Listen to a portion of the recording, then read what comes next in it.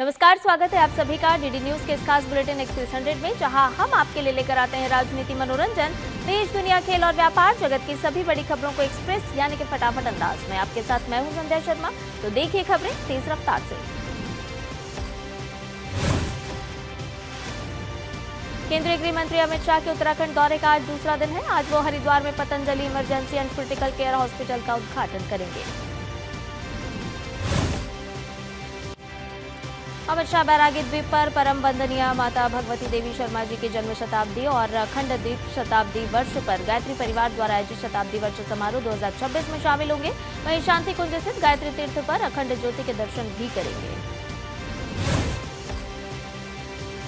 उत्तराखंड दौरे के पहले दिन गृह मंत्री अमित शाह ने उत्तराखंड के ऋषिकेश में गीता भवन स्वर्गाश्रम में गीता प्रेस द्वारा प्रकाशित मासिक पत्रिका कल्याण के शताब्दी अंक के विमोचन समारोह में हिस्सा लिया। भाजपा के राष्ट्रीय अध्यक्ष बनने के बाद नितिन नवीन एक्शन मोड में आ गए हैं। वो 27-28 जनवरी को पश्चिम बंगाल के दौरे पर रहेंगे। पश्चिम बंगाल प्रवास के दौरान नितिन नवीन भाजपा के कार्यकर्ताओं के साथ बैठक करेंगे। इस बैठक में पिछले चुनाव में पार्टी के द्वारा जीती गई सीटों पर दोबारा जीत हासिल करने और अन्य नई सीटों पर जीत की रणनीति बनाएंगे। पश्चिम बंगाल में हो रहे एसआईआर को लेकर चुनाव आयोग सतर्क है। आपको बता दें कि सुप्रीम कोर्ट के निर्देशों के पालन में निर्वाचन आयोग ने पश्चिम बंगाल के डीजीपी, कोलकाता पुलिस आयुक्त, सभी जिला कलेक्टर और पुलिस अधीक्षकों को एसआईआर के दौरान कड़े कानून व्यवस्था बनाए रखने के आदेश दिए हैं। मुख्य निर्वाचन आयुक्त ज्ञानेश कुमार ने नागरिकों को भरोसा दिलाया है कि कानून को अपने हाथ में लेने की किसी को अनुमति नहीं दी जाएगी और अराजकता या फिर उल्लंघन की सभी घटनाओं पर तुरंत कड़ी कार्रवाई की जाएगी। अमेरिका के राष्ट्रपति डोनाल्ड ट्रंप ने भारत के साथ ट्रेड डील के संकेत दिए हैं। उन्होंने कहा कि अमेरिका और भारत के बीच शानदार व्यापारिक समझौता होगा। ट्रंप का बयान ऐसे समय में आया है जब अमेरिका ने भारत पर 50% टैरिफ लगाया है। दोनों देश व्यापार वार्ता जारी रखने की बात कह रहे हैं, लेकिन अभी तक कोई समझौता नहीं हो पाया है। दावोस में चल रहे विश्व आर्थिक मंच के दौरान ट्रंप ने प्रधानमंत्री नरेंद्र मोदी की तारीफ की और कहा कि वो एक अच्छे इंसान और उनके दोस्त हैं। स्विट्जरलैंड में दावोस में चल रहे विश्व आर्थिक मंच पर भारत ने अपनी जोरदार उपस्थिति दर्ज की है। दुनिया भर को भारत की बढ़ती आर्थिक ताकत का भी एहसास कराया गया। इसके साथ ही निवेशकों के भारत में निवेश के सुनहरे मौकों से भी उन्हें अवगत कराया गया है। विश्व आर्थिक मंच में केंद्रीय मंत्री अश्विनी वैष्णव ने कहा कि भारत दुनिया की तीसरी सबसे बड़ी अर्थव्यवस्था बनने जा रहा है और देश की अर्थव्यवस्था अगले 5 वर्ष में 6 से 8% की दर से आगे बढ़ेगी। केंद्रीय मंत्री अश्विनी वैष्णव ने कहा कि विश्व भारत को एक विश्वसनीय मूल्यवान श्रृंखला भागीदार के रूप में देखता है। वहीं अंतर्राष्ट्रीय निवेशक स्पष्ट रूप से भारत को उज्जवल जगह मान रहे हैं। दावोस में महाराष्ट्र के मुख्यमंत्री देवेंद्र फडणवीस ने नए व्यवसायों को बढ़ावा देने के लिए मुंबई हवाई अड्डे के पास एक अत्याधुनिक इनोवेशन सिटी के विकास की घोषणा की है। सीएम देवेंद्र फडणवीस ने बताया कि टाटा समूह इस परियोजना में $11 अरब का निवेश करेगा, जिसका उद्देश्य स्टार्टअप समुदाय को सहयोग देने के लिए विशेष रूप से डिजाइन किया गया प्लग एंड प्ले इकोसिस्टम प्रदान करना है। मुंबई महानगर क्षेत्र विकास प्राधिकरण ने दावोस में विश्व आर्थिक मंच वार्षिक शिखर सम्मेलन 2026 में एक ऐतिहासिक उपलब्धि हासिल की, जिसमें पहले ही दिन 10 प्रमुख समझौता ज्ञापनों पर हस्ताक्षर करके 8,73,000 करोड़ रुपए के निवेश की प्रतिबद्धता प्राप्त की गई। दावोस में मध्य प्रदेश के मुख्यमंत्री डॉक्टर मोहन यादव की मौजूदगी में राज्य सरकार ने डीपी वर्ल्ड के साथ एक एमओयू पर साइन किया। यूरोपीय संघ ने भारत के साथ एक नई सुरक्षा और रक्षा साझेदारी पर हस्ताक्षर करने की प्रक्रिया को आगे बढ़ाने पर सहमति व्यक्त की। यूरोपीय संघ की विदेश मामलों और सुरक्षा नीति के उच्च प्रतिनिधि काजा कल्लास ने कहा कि यूरोप भारत के साथ एक सशक्त नए एजेंडे को साकार करने के लिए तैयार है। काजा कल्लास ने नई साझेदारी के जरिए समुद्री सुरक्षा, आतंकवाद विरोधी और साइबर रक्षा जैसे क्षेत्रों में सहयोग के विस्तार की बात कही। ईयू भारत शिखर सम्मेलन अगले सप्ताह नई दिल्ली में होगा। इस सम्मेलन में भाग लेने और साझेदारी को लेकर काजा कल्लास ने उत्सुकता जाहिर की है। प्रधानमंत्री नरेंद्र मोदी की अध्यक्षता में केंद्रीय मंत्रिमंडल ने भारतीय लघु उद्योग विकास बैंक यानी कि सिडबी को 5,000 करोड़ रुपए की इक्विटी सहायता को मंजूरी दे दी है। इक्विटी सहायता को मंजूरी मिलने से एमएसएमई सेक्टर को बूस्ट मिलेगा। ये 5,000 करोड़ रुपए की इक्विटी पूंजी वित्तीय सेवा विभाग द्वारा 3 चरण में निवेश की जाएगी। इक्विटी पूंजी निवेश के बाद 2028 के अंत तक लगभग 25.74 लाख नए एमएसएमई लाभार्थी जोड़े जाने की उम्मीद है। वहीं 6.90 करोड़ एमएसएमई द्वारा कुल 30 करोड़ से ज्यादा लोगों को रोजगार प्रदान किया गया है। केंद्रीय मंत्रिमंडल ने अटल पेंशन योजना को जारी रखने, प्रचार और विकासात्मक गतिविधियों के लिए वित्तीय सहायता को 2030-31 तक बढ़ाने को मंजूरी दे दी। अटल पेंशन योजना के जरिए लाखों निम्न आय वर्ग और असंगठित क्षेत्र के श्रमिकों के लिए वृद्धावस्था आय सुरक्षा सुनिश्चित करना सरकार का लक्ष्य है। राष्ट्रपति भवन परिसर स्थित अमृत उद्यान 3 फरवरी से 31 मार्च तक आम लोगों के लिए खुलने जा रहा है। ये उद्यान लोग सोमवार को छोड़कर सप्ताह में 6 दिनों तक सुबह 10 बजे से शाम 6 बजे तक देख सकेंगे। अमृत उद्यान के लिए पंजीकरण और प्रवेश निःशुल्क है। बुकिंग ऑनलाइन वेबसाइट पर की जा सकती है। आगंतुक प्रवेश द्वार के बाहर बने स्वयंसेवा कियोस्क से सीधे टिकट ले सकते हैं। आगंतुकों की सुविधा के लिए केंद्रीय सचिवालय मेट्रो स्टेशन से सुबह 9:30 बजे से शाम 6 बजे के बीच हर 30 मिनट पर शटल बस सेवा उपलब्ध होगी। शटल बसों को अमृत उद्यान के लिए शटल सेवा बैनर के माध्यम से पहचाना जा सकता है।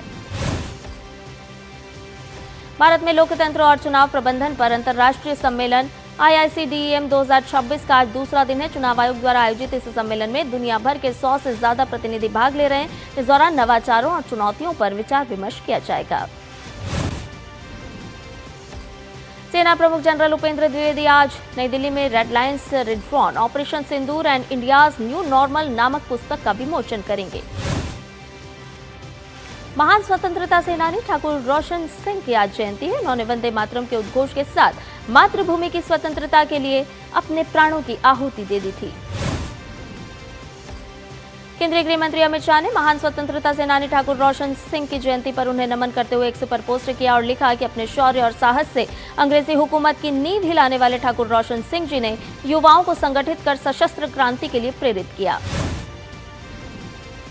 केंद्रीय मंत्री और तमिलनाडु के भाजपा चुनाव प्रभारी पीयूष गोयल ने पीएम के अध्यक्ष अंबुमणि रामदास से मुलाकात की।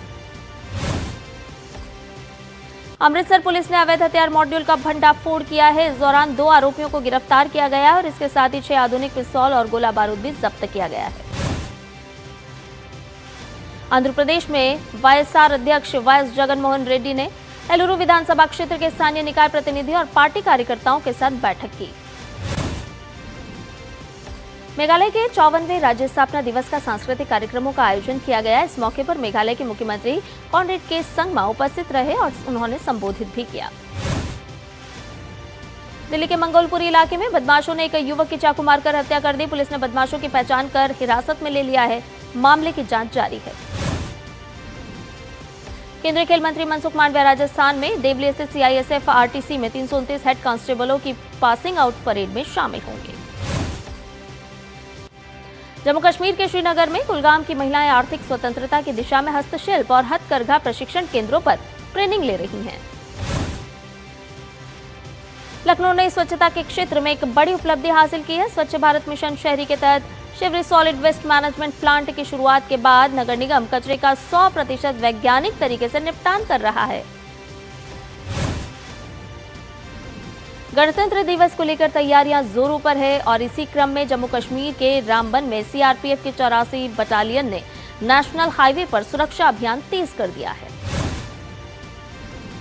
अयोध्या में नवनिर्मित राम मंदिर में रामलला की प्राण प्रतिष्ठा की दूसरी वर्षगांठ मनाई जा रही है। 22 जनवरी 2024 को रामलला की प्राण प्रतिष्ठा की गई थी। राम मंदिर निर्माण, प्राण प्रतिष्ठा और अब ध्वजारोहण के बाद अयोध्या वैश्विक स्तर पर सनातन धर्म के प्रकाश स्तंभ की तरह चमक रही है। ठंड और बर्फबारी के बीच गुलमर्ग में पर्यटक पारंपरिक स्लेज राइड का आनंद ले रहे हैं। वहीं स्थानीय लोगों को मिल रही है आजीविका। उत्तर पश्चिम भारत में आज एक शक्तिशाली पश्चिमी विक्षोभ ने दस्तक दे दी है, जिससे मौसम का मिजाज पूरी तरह बदलने की संभावना है। मौसम विभाग ने 2 दिनों के लिए भारी बारिश और बर्फबारी का अलर्ट जारी किया है। पहाड़ों पर हो रही इस हलचल का सबसे ज्यादा असर जम्मू कश्मीर, लद्दाख और हिमाचल प्रदेश में देखने को मिल रहा है। पश्चिमी विक्षोभ का सीधा असर दिल्ली एनसीआर समेत उत्तर भारत के तमाम मैदानी इलाकों पर भी पड़ रहा है। मैदानी राज्यों में आज हल्की से मध्यम बारिश होने के साथ साथ ठंड बढ़ने के भी आसार हैं। उत्तर भारत में कई जगहों पर ओलावृष्टि और बिजली गिरने की गंभीर चेतावनी दी गई है। खराब मौसम के दौरान मैदानों में तेज रफ्तार से ठंडी हवाएं चलने का भी अनुमान है। पर्यटकों को फिलहाल ऊंचाई वाले बर्फबारी वाले इलाकों में न जाने की सलाह दी गई है। पश्चिमी विक्षोभ कल यानी कि 23 जनवरी तक पूरे क्षेत्र में सक्रिय रहने वाला है। राजधानी दिल्ली में आज सुबह के समय कई इलाकों में कोहरे की परत छाई रही। यूपी के आगरा में भी कोहरा छाया रहा।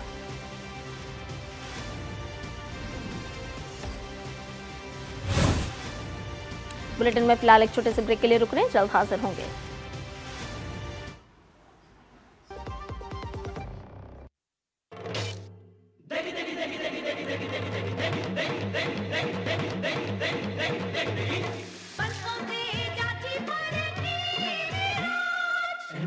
की देगी मिर्च, देगी मिर्च का तड़का, अंग अंग फड़का। MDH की देगी मिर्च।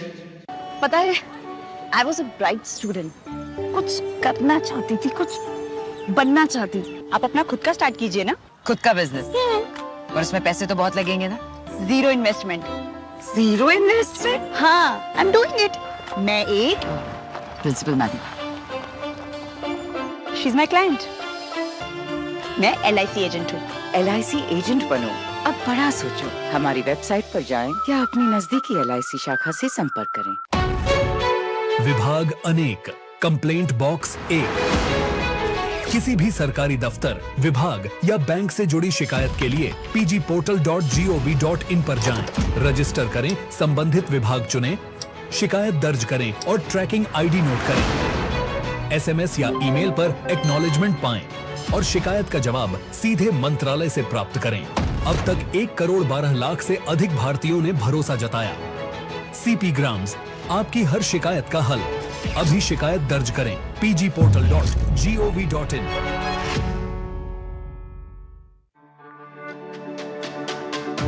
मेरी पसंद, मेरी पसंद, मेरी पसंद, मेरी पसंद, हमारी पसंद, हम सबकी पसंद। मजबूत देश का मजबूत सरिया हो गया स्टील।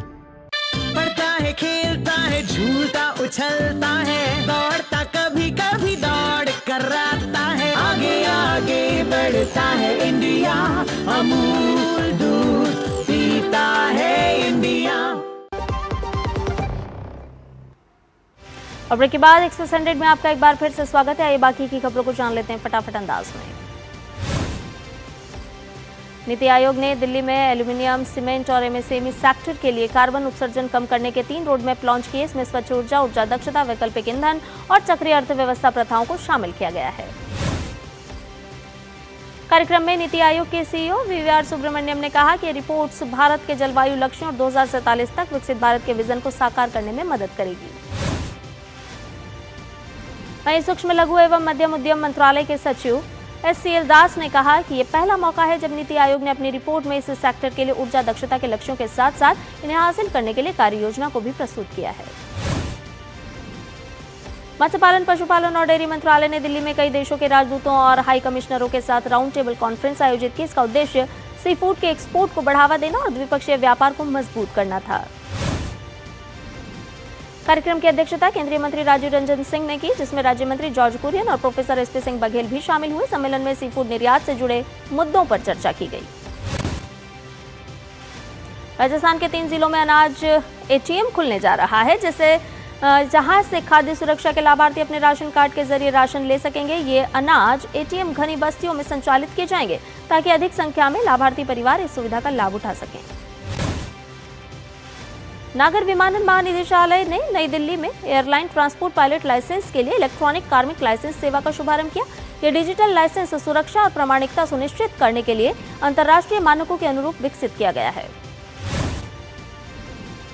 ऊर्जा दक्षता ब्यूरो ने प्रस्तावित कैफे 3 उत्सर्जन मानदंड में छोटी पेट्रोल कारों को विशेष छूट देने के प्रावधान को हटाने पर विचार किया है। पहले के मसौदे में 909 किलोग्राम से कम वजन वाली कारों को राहत दी गई थी, लेकिन अब इसे हटाने की संभावना है। बीई अब कार विनिर्माताओं के लिए उत्सर्जन लक्ष्य को संशोधित करने की योजना बना रहा है ताकि हल्के और भारी वाहनों के लिए अलग अलग लक्ष्य निर्धारित किए जा सकें। ये कदम वाहन निर्माताओं के बीच छूट को लेकर उत्पन्न विवाद के बाद उठाया जा रहा है।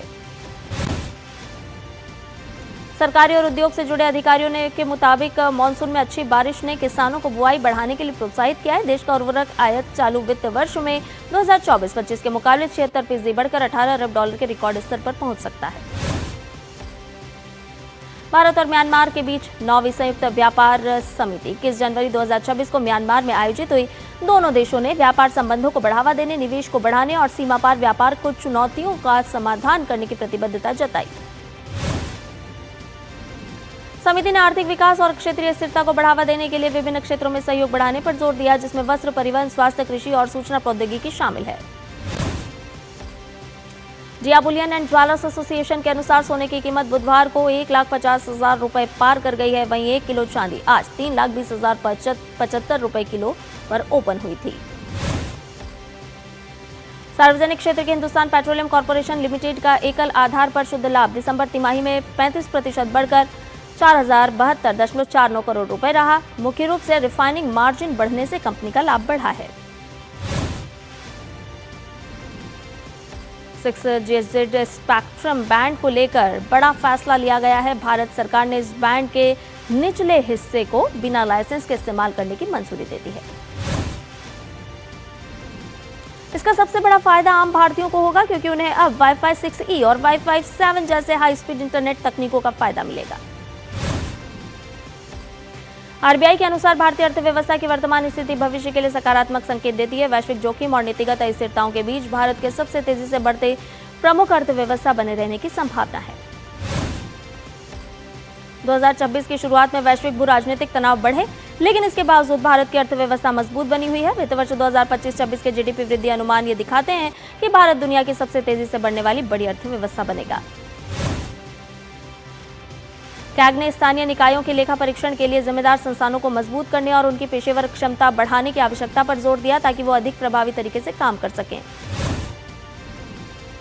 भारत और म्यांमार के बीच संयुक्त व्यापार समिति की 9वीं बैठक नाइपी ताव में हुई। बैठक में कनेक्टिविटी, व्यापार सुविधा और AITI-GM के कार्यान्वयन पर चर्चा की गई।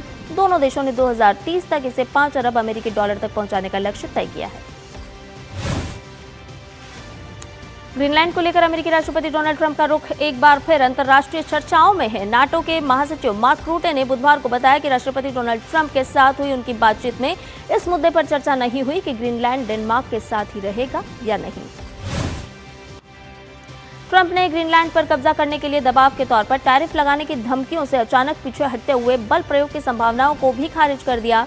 उन्होंने कहा कि इस विवाद को समाप्त करने के लिए एक समझौता जल्द ही हो सकता है। यूरोपीय संसद ने अमेरिका के राष्ट्रपति डोनाल्ड ट्रंप द्वारा ग्रीनलैंड के अधिग्रहण की मांग और यूरोपीय देशों पर टैरिफ लगाने की धमकी के विरोध में अमेरिका के साथ व्यापार समझौता स्थगित कर दिया है। ये निर्णय यूरोपीय संघ की संसद द्वारा अमेरिका से आयात होने वाले सामानों पर आयात शुल्क हटाने के प्रस्ताव पर बहस के दौरान लिया गया। इस समझौते में यूरोपीय संघ को अधिकांश आयात शुल्क घटाने होंगे, जबकि अमेरिका 15% का शुल्क बनाए रखेगा। कई सांसदों ने इसे एक तरफा समझौता बताया है और अब यूरोपीय संसद की व्यापार समिति ने 26-27 जनवरी को मतदान की योजना को स्थगित कर दिया है। संयुक्त राष्ट्र ने कहा कि गाजा शहर में प्रमुख बुनियादी ढांचे के नुकसान और पहुंच में रुकावट के कारण पानी की आपूर्ति बाधित हो गई है। सर्दियों की स्थिति नागरिकों के लिए एक बड़ा खतरा बन गई है। संयुक्त राष्ट्र के उप प्रवक्ता ने बताया कि इजराइल से गाजा तक जाने वाली जलापूर्ति लाइन की मरम्मत में मुश्किलें आ रही हैं, जिससे गाजा का लगभग 70% जल उत्पादन प्रभावित हुआ है। न्यूजीलैंड के उत्तरी द्वीप में भारी बारिश के कारण भूस्खलन हुआ, जिसके बाद कई लोग लापता हो गए। इससे व्यापक नुकसान हुआ है, घर खाली कराए गए हैं, हजारों लोग बिना बिजली के रह रहे हैं और सड़कें बंद हो चुकी हैं। भूस्खलन माउंट मांगनुई के पास स्थित एक शिविर स्थल के पास हुआ। आपातकालीन सेवाएं राहत कार्यों में जुटी हुई हैं और स्थिति पर नजर रखी जा रही है। ग्रीस में भारी बारिश के कारण एथेंस और अन्य हिस्सों में सड़कें, घर और दुकानें जलमग्न हो गईं, जिससे 2 लोगों की मौत हो चुकी है। अधिकारियों के अनुसार बाढ़ के कारण कई इलाके बुरी तरह प्रभावित हुए हैं।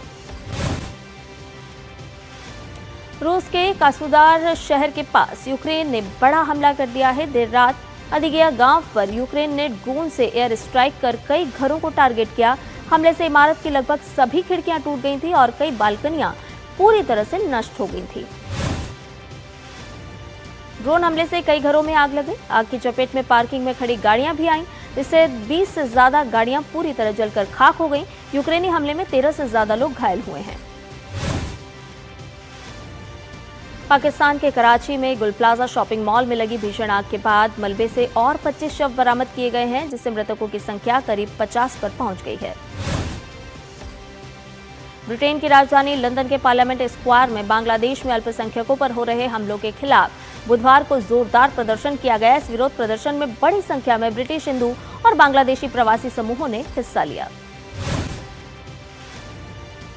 चिली के राष्ट्रपति गैब्रियल बोरिक और उनके उत्तराधिकारी ने जंगल की आग से प्रभावित क्षेत्रों का दौरा किया, जिसमें 20 लोगों की मौत हो गई और क्षेत्र अभी भी आपदा की स्थिति में है। बीती रात अलास्का के फेयरबैंक्स शहर में आसमान में अरोरा का बेहद खूबसूरत नजारा देखने को मिला।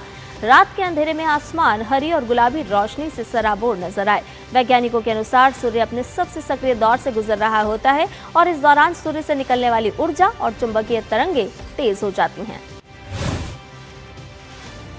भारत ने न्यूजीलैंड को पहले टी20 मुकाबले में 48 रन से हराकर सीरीज में 1-0 की बढ़त बना ली है। नागपुर में पहले बल्लेबाजी करते हुए भारत ने 238 रन बनाए। जवाब में न्यूजीलैंड टीम 190 रन ही बना पाई।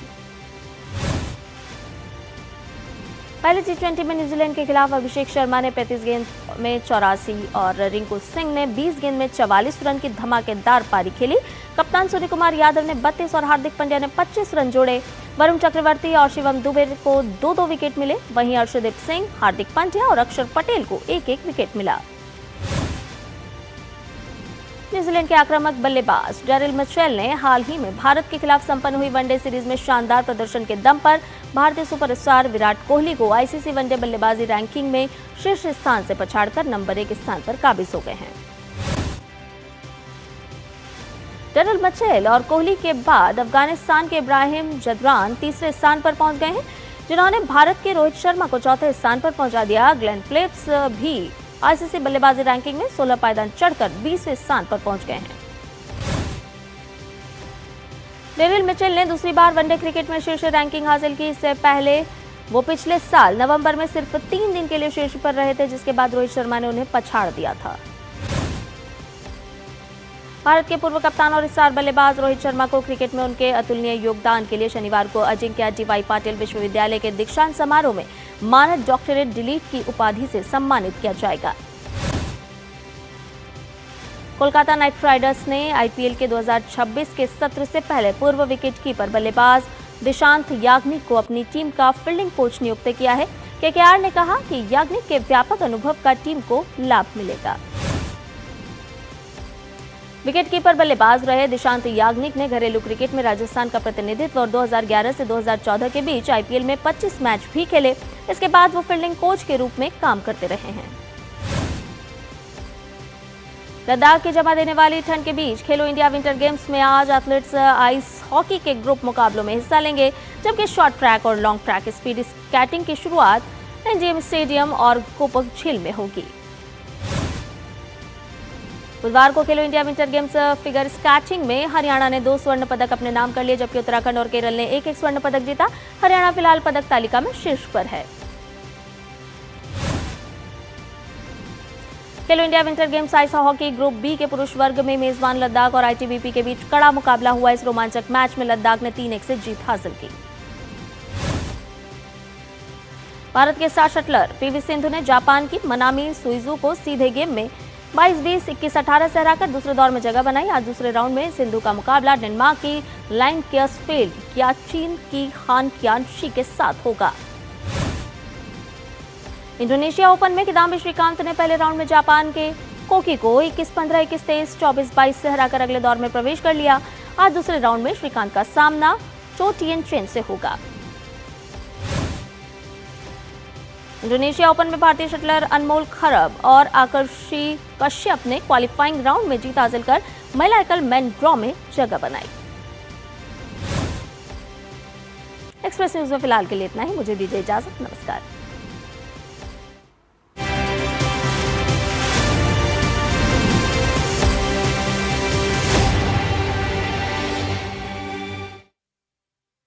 महीने का आखिरी रविवार जब बजते हैं सुबह के 11, एक साथ होता है पूरा देश सुनने मन की बात।